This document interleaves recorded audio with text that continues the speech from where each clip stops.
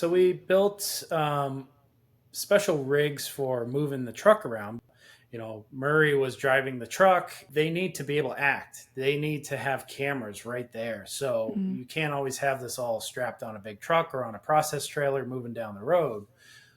So we built rigs that we can move the trucks around, be able to, do any type of heavy riding if there's big bumps they got to go over, and standard movement if you got to move and flip the truck over, any of that type. So we built rigs that can kind of pretty much move this vehicle in any direction you want and be able to kind of recreate whatever the duffers dream up. So I would imagine it's probably a little tricky right now to talk about because we're right this conversation that we're having now. It's just a few days before the release of Volume One. The trailer, I think, was it one or two new trailers for Volume One dropped this morning. Yeah, So there I'm are not even like sure I saw that one. I So just saw it this morning. I was like, oh, the perfect timing. yeah, So what NDA, with all respect to NDAs, yeah. we don't want to get you in trouble, but what can you share on this date in terms of anything that you worked on in the new season? Um, I, I mean, I worked on a lot of props. I worked on a lot of the props that are technical in a lot of ways, which was really exciting and fun because I got to kind of do something that I've been waiting for the other seasons to kind of showcase, and that's some kind of crazy '80s tech, and they've done a little bit, I feel, in the past of that, which has been really fun. But me, I love to just deep dive into that. So Hmm. when the Duffers kind of were coming up with some different ideas of tech that was going to be used this year, and I was contacted, and we started going down the route of developing these pieces of tech for the team to utilize. Um, I dove straight in and just was all about trying to figure out what was available at the time to make it relevant for the time period, but also what's going to look great on camera, because that's a big element. I think that um, being a special effects designer, being a prop maker for film and television, that's a big element of knowing what's going to work well on camera. What are the different elements, especially with tech, anything that lights up, being able to control that lighting, the quality of light, and being able to best utilize the tech given of modern ages to match what you would have had in the 80s, and then being able to also develop something that you're going to be able to customize and control live on set. Because as soon as they need different types of lights adjusted, and changing colors or changing the intensities, and all those elements have to be kind of thought and factored into the design work of these um, particular props. And one of the things that I really was excited to work on was a device that Steve actually has.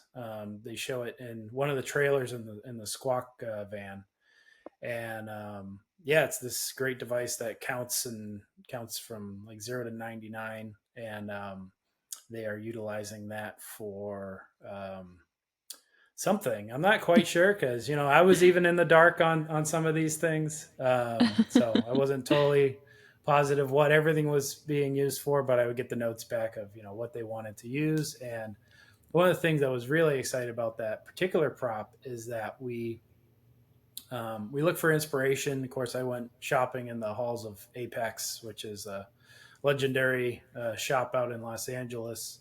And we found a similar device that kind of had the kind of design qualities that we're looking for in the sizing. And I was able to use reference off of that, and we designed a brand new prop that was similar in scale. A few little things, changed here and there for production. A couple lights added, but then more or less was a very similar device that we made multiples of. and I put in alphanumerical display, which was really exciting because then I could do both numbers and letters. So in the trailer, you can kind of see it says, it's counting. It says like 66 dB for decibels, and it was kind of a fun, it was this beautiful red LED kind of display. Back in the 80s, they might have used a little more different tech, but that was an available color, an available piece of tech that could have been used and utilized at that time period. So I was happy to put that in there and have the flexibility of being able to put whatever I wanted on that screen.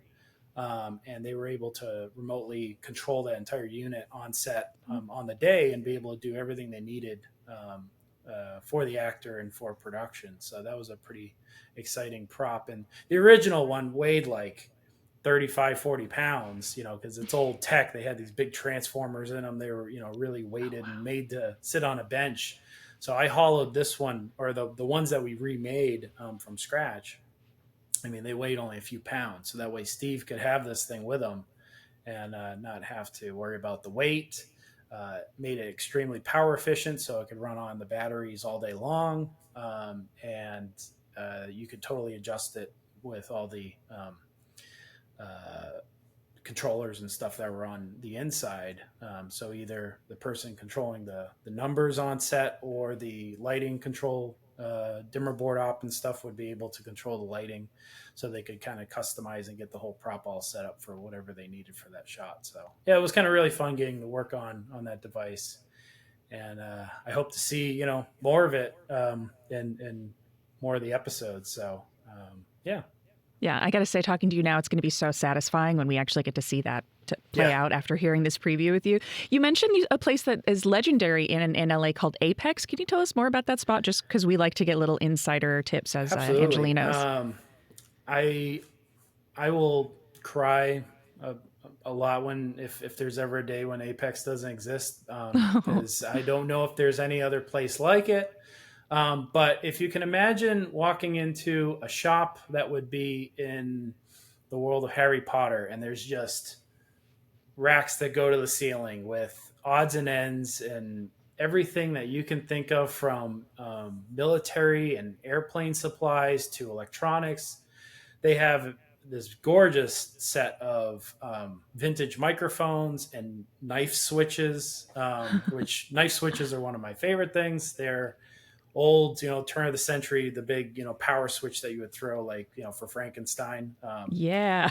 Very collectible. They have this beautiful, but you can go there and you can rent them. They're well known in the industry for being a place to rent a lot of hard to find electronics, Mm. phones of every decade and color, vintage microphones, like I said. And they do have a section where there's actual items that they sell too. There's a lot of parts, everything from little gears and, washers and weird pieces that were manufactured for some sort of military use or private use. Um, it's just a surplus store of just all these odds and ends, and you just walk the halls and get lost in there. And they have a boneyard junkyard outside that's got like just antennas and everything you can think of. Oh my gosh, that sounds So amazing. that's, yeah. And I mean, I actually used, I was building this up here. That's I built that personally for myself. That's the Ettenhauer for there was an old movie back in, I think, '79 called Real Life, and that was a camera that the cameraman used.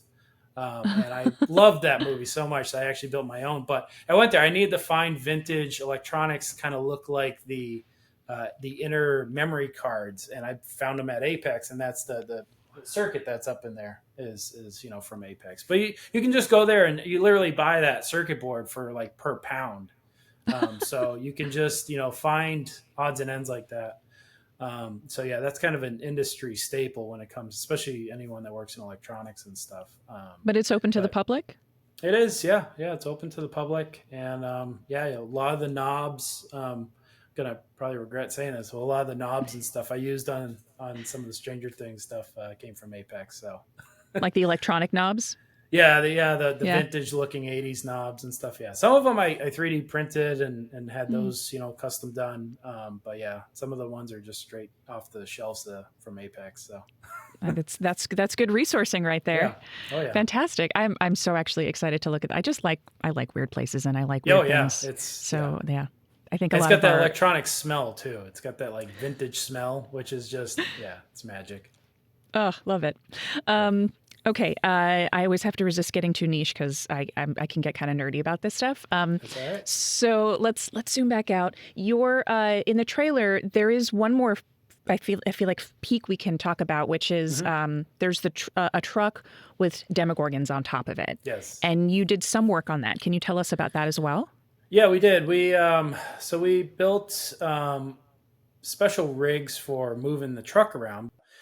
Murray was driving the truck. They need to be able to act. They need to have cameras right Wow. there. So you can't always have this all strapped on a big truck or on a process trailer moving down the road. So we built rigs that we can move the trucks around, be able to, do any type of heavy riding if there's big bumps they got to go over, and standard movement if you got to move and flip the truck over, any of that type. So we built rigs that can kind of pretty much move this vehicle in any direction you want and be able to kind of recreate whatever Mm. the Duffers dream up, and what was in the script. So yeah, that was an element that we had for several weeks. I remember that truck being around the shop. So anyhow, those are given to us by production, and then we take the elements that we need to modify or rig up, and any type of damage and stuff that would happen to those vehicles. Special effects will often be the ones to do that. Either that or picture cars. That's the word I was looking for. Picture cars will either take care of make sure the vehicle's moved around. It's matching with whatever has happened, and having multiples of these vehicles, and then they work with us in getting any of the elements that are going to be needed for safety, for camera if we have to modify it and be able to pull out portions of the truck. Sometimes picture cars will do the modifications and the fabrication on that.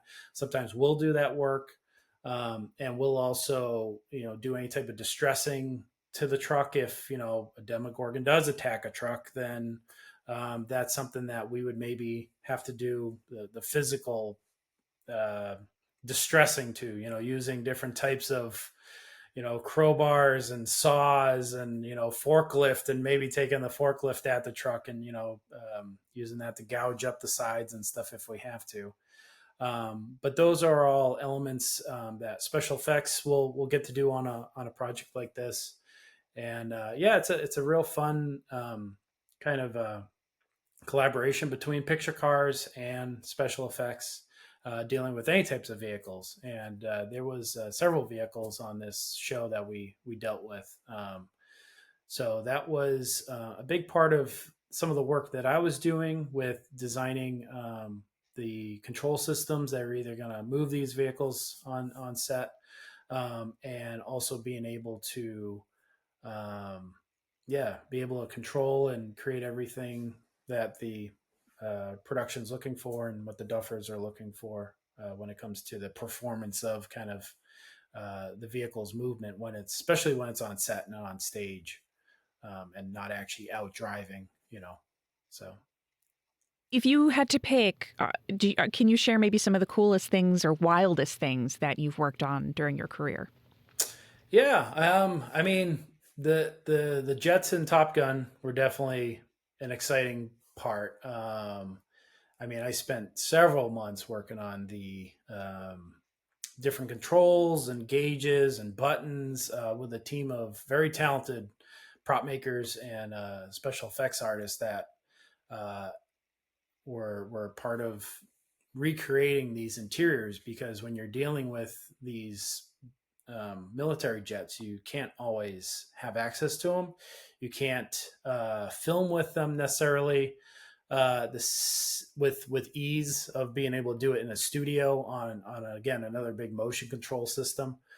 So we had to recreate every button, every light, the sequential startups and shutdowns of different systems to match with the real ones. So that was a lot of fun. But being a big fan of Hocus Pocus, I loved the little shark. Everyone calls them Roombas, but they're sharks. The little sharks that Kathy Najimy got to ride on. I spearheaded that one, just taking and Oh, designing wow. those little guys, making them fully remote, and they could animate and move around. I had little red eyes that lit up and would actually look around.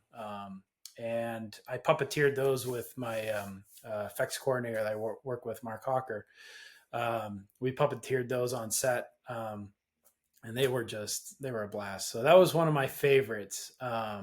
Nice. But I would say one of the one that's kind of really growing in popularity right now is actually the Five Nights at Freddy's franchise.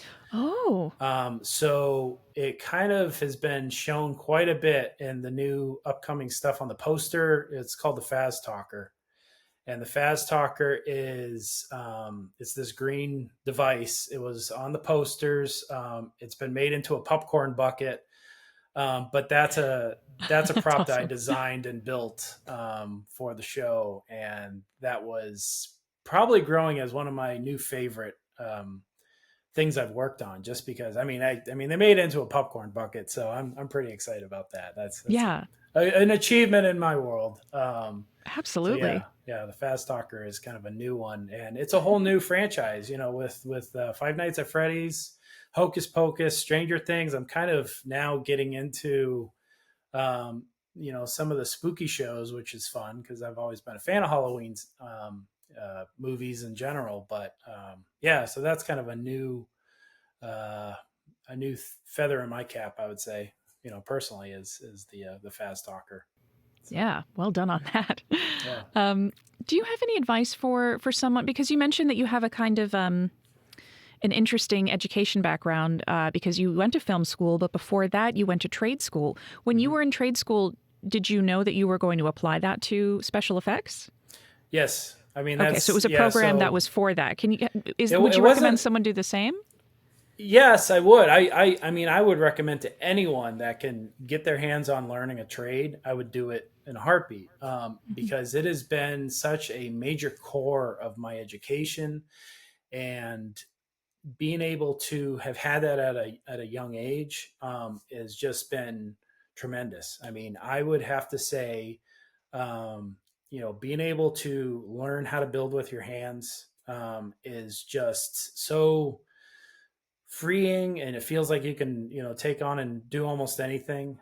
You can build something that can solve problems, or express your designs. It's just a major skill that I recommend, and you can start small. I mean, back when I was doing electronics, they didn't have these microcontrollers like the Arduinos and the ESP32s and the different devices that I now use quite a bit.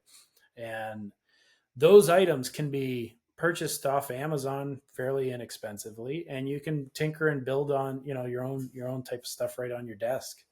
Um, and I would say learning those skills. I'm a big proponent of design work, because I'm working as a special effects designer. So I design most of my stuff in Fusion 360. Getting 3D printers to be able to bring to life some of the ideas that you design. Those are getting to be very accessible and easy to use for anyone. So being able to learn a trade or learn any type of mechanical elements are going to be major assets to you if you're going to especially pursue anything in special effects, because it's very mechanical. It's full of a lot of people that have torn apart stuff as kids, and wanted to figure out how things work. Um, and we still do it. We modify props all the time, and we're always getting something that we're ordering, and it comes in, and we tear it apart, see how it works, and how we can modify it to actually do what it needs to do on screen. So yeah, that's um, a major part of my DNA is being a maker, being a fabricator, being a designer. And there's great assets that are available out there on the internet with learning stuff from YouTube. I think there's a lot that can be really learned from some of the old trade manuals, and machinist books are fantastic. I know one of the big kind of elements of the maker world is Adam Savage, and kind of all the YouTube videos he's made. He's got just a great collection of kind of behind the scenes stuff that's in film. I'm a big admirer of Adam Savage as well, and MythBusters, and watching Oh, everything that they Adam do. Savage. That Adam Savage, yeah. Sorry, I know I should have defined who he was. I'm with you But now. I've never met him. I mean, maybe one day. But no, he does a fantastic job really introducing people to a lot of old tech, ways that movie makers and special effects, because he's a special effects guy as well. So he's in that world. He's in my world, I guess, and he knows what you need for traveling with production needs, and so he's a great asset when it comes to dipping your toe into the world of making and then getting swept away. So What about when, okay, so someone has figured out some skills, but they'd like to start applying them on a set. How do you start work? How did you start this kind of work?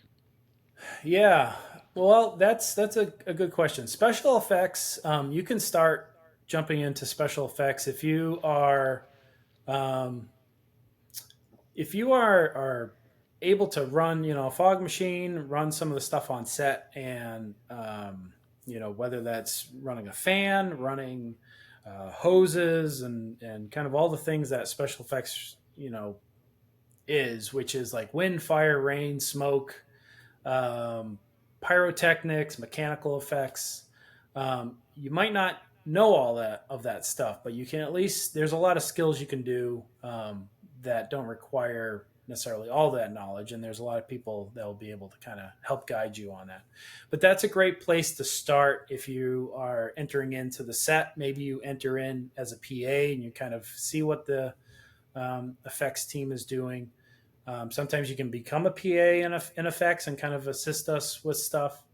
Um, but that's a great place to kind of learn production in general, because like I said, production has its own requirements and needs Mm. when you're trying to deal with the actors, the safety of everyone, with the time management and making it best work for camera, and having that knowledge and that skill set, and then being able to then also apply that to kind of the mechanical and fabrication and making world, is a very important skill to develop while you're on set. And then you can kind of either stay on set and run some of the systems on set, run some of the gags and effects on set, or you want to do more making and you want to do more physical like fabrication work. Then there's usually another big team of people that are back in the shop, and they're developing all of the gags and the mechanics that are going to need to be thought out and figured out to develop these effects.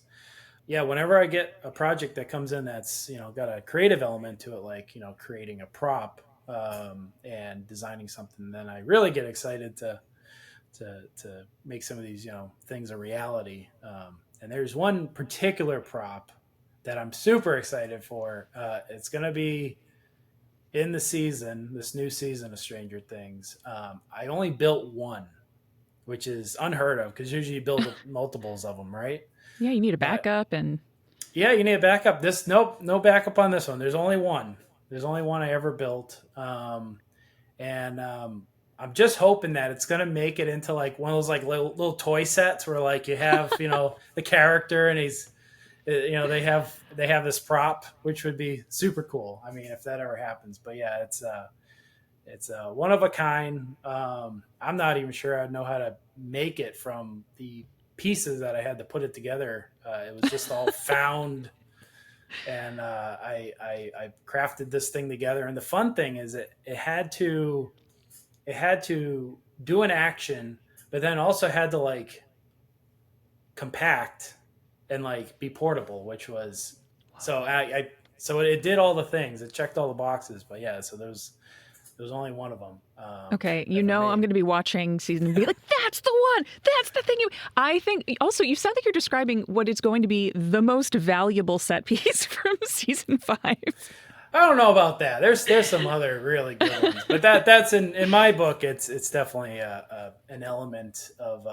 pretty proud, piece that I got to craft for the show, and it was great. I remember like trying to design it all up. I like took the elements that were all found objects So and cool. tried to mash them together in the computer so that way I could try to render out my what I have in my head. And of course, being an effects person, I'm always thinking about like structure and durability. So I was like, I'm going to go after strong materials that I know aren't going to be a problem for modification and failure on set of plastics and stuff like that can warp and have problems. So I'm like, I'm going to make it out of steel. I'm going to make it out of wood. I'm going to make it out of leather. Just different things that are like elements that are tried and true and strong. So I drew it all up in the computer. I remember presenting it to Sean Levy, and he was just like, "Oh, I love it!" He was really excited about it, which was really great. And yeah, so I went and crafted that, and yeah, it came together pretty well.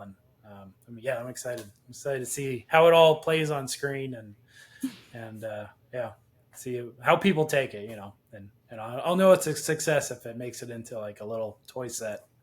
Is that so? The popcorn bucket. That's obviously like high praise. Toy line though. Is that the top? I don't know, popcorn bucket. That's kind of one of my at least in Pretty. my world. It's yeah. The other thing wouldn't be able to be made into a popcorn bucket, but yeah, definitely the Faz Talker for the Freddy thing. That was pretty special, and they even like made it like talk and do Wow. the animation and stuff that I designed for it and stuff. So that was kind of special. But yeah, we'll see. There's definitely a good collection of fun props from the new season that I'm excited to see on screen, which is going to be surreal because it's like I'm so used to like seeing it in person, just seeing it, as I'm fabricating and making these things, and then just to kind of see it on screen, it's wild. It's you know, I don't know how to explain it. It's besides like a surreal feeling of just I can't believe I made that and I was a part of that production. Because even to this day, I work on the production and it's like, oh, there's the Duffer Brothers. I'm working with them and I'm presenting their stuff. They're giving me feedback, and then I go back home and it's like, did I really do that? Like I really was on the set of Stranger Things and working with the creative teams that are there, and they're listening to some of my input on how they want things to look and feel, and I'm telling them how some of this electronics might have worked, and we're coming up with a solution, and then it's going on to screen, and then millions of people are watching this and seeing my work, which is super cool. And I mean, it's I, it's just a joy to get to work with so many talented people and have a little tiny part that's a part of it. Is really special. So Yeah, I yeah, mean, really, the work you guys do, that you're making magic. You're creating universes that didn't exist before. With yeah. all of your elements blended together. It's pretty incredible. You're kind of a wizard. Um, are you dealing with the same kind of AI anxiety that other industries are fearful of, including myself? Yeah, I would say there's definitely it's a powerful tool. Um, But I mean, when it comes down to people filming practically with actors, yeah, they could replace some of our stuff with effects, but it's not going to be the practical parts of it. It's not going to be, hey, they actually physically need this, hand puppet type stand-in piece, or we need to actually move this car. Um, if it's going to include anything that's like practical in the real world, and there's going to be actors involved, and props and costumes and sets and lighting, all of that is still going to need practical effects to physically be there. Will there be definitely some stuff that's going to be replaced by effects? Yeah, I think they would or be AI based effects.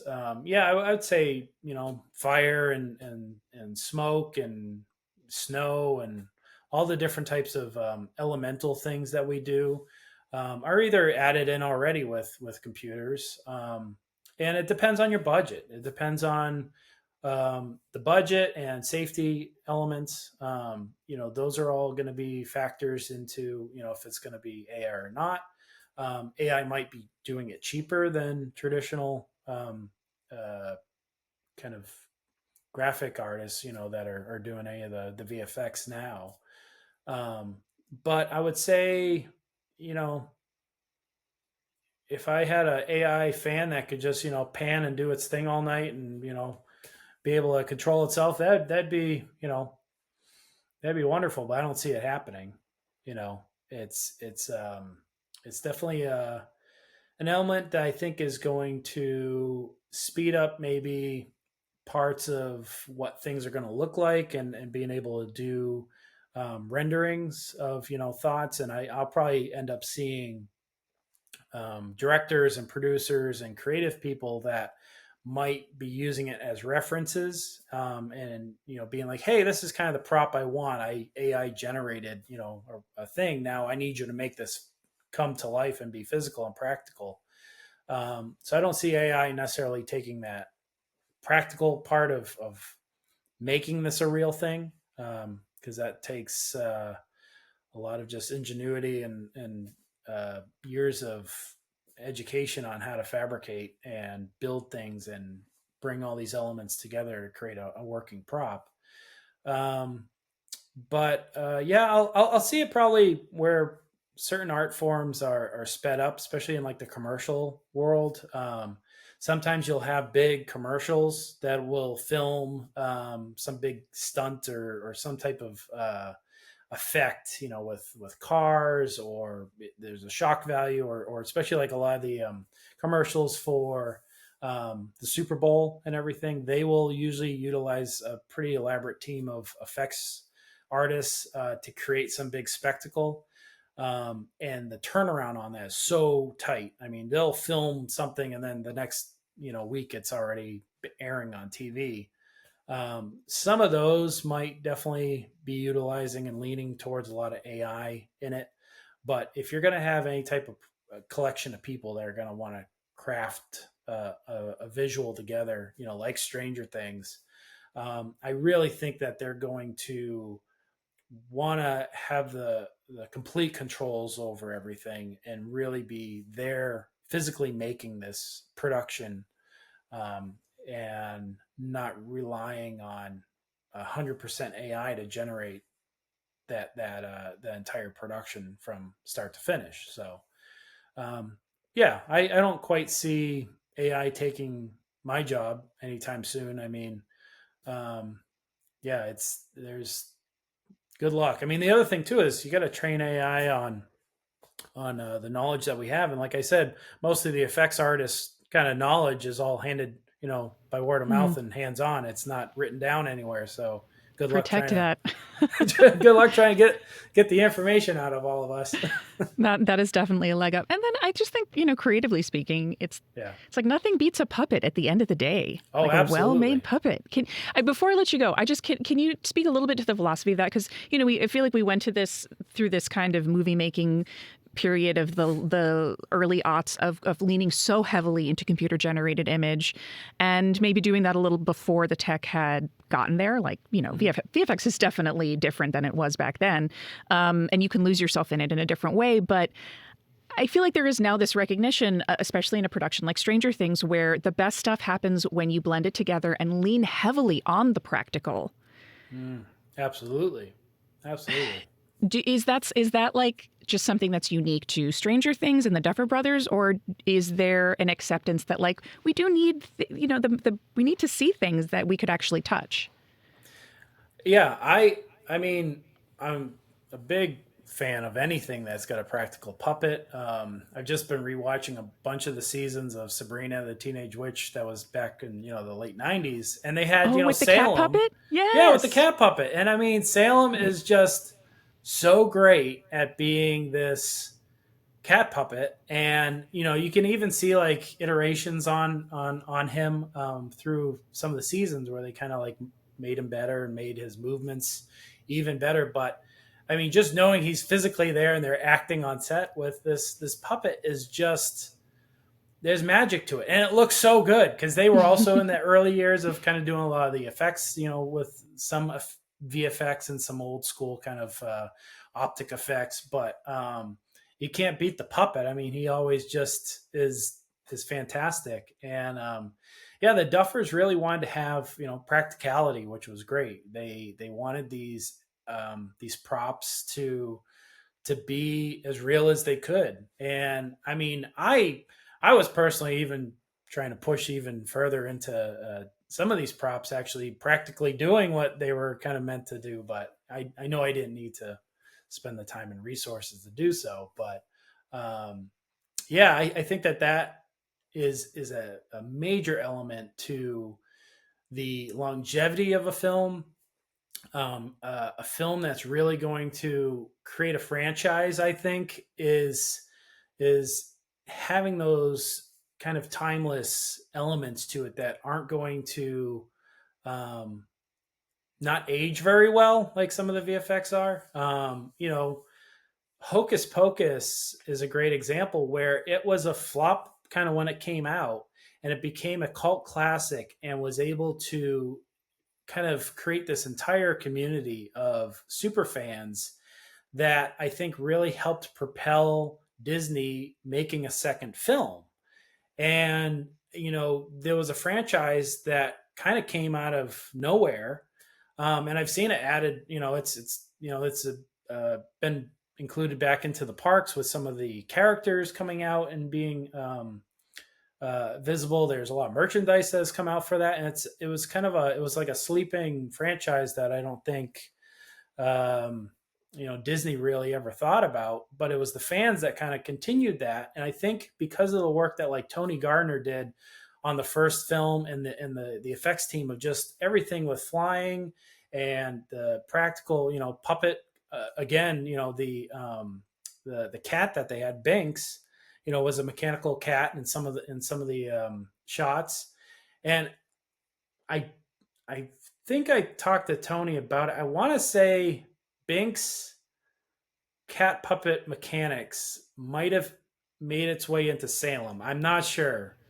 I could see that. Like Maybe. I'm it's trying to remember if evocative. Yeah. that's, yeah. So don't quote me on that, I won't, but that's still fun but to think it's, about. yeah, it's just that there's those elements that are just so timeless, and they make you just, I don't know. No, I think having props too is a major part of um, having a practical thing that you can like go and see. I mean, I remember one of my favorite movies is Ready Player One, and getting to like go Mm, and see some of the actual props and stuff, even though a lot of that was a digital world, that had a great connection to it. And I love when the El Capitan has the Hocus Pocus props come out and they showcase them and stuff. totally.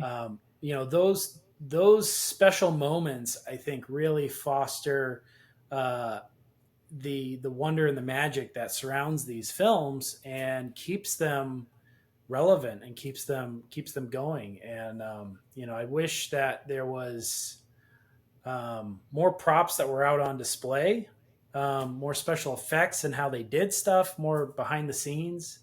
Because yeah, most of the people I meet that are into effects or want to get into the industry, they comb through a lot of the behind the scenes of how shows were made, and they're looking for all those little tidbits of information that come from behind the scenes special effects coverage and stuff. So that's, yeah. Yeah, I say a lot of, because when they add that feature, a lot of us watch that.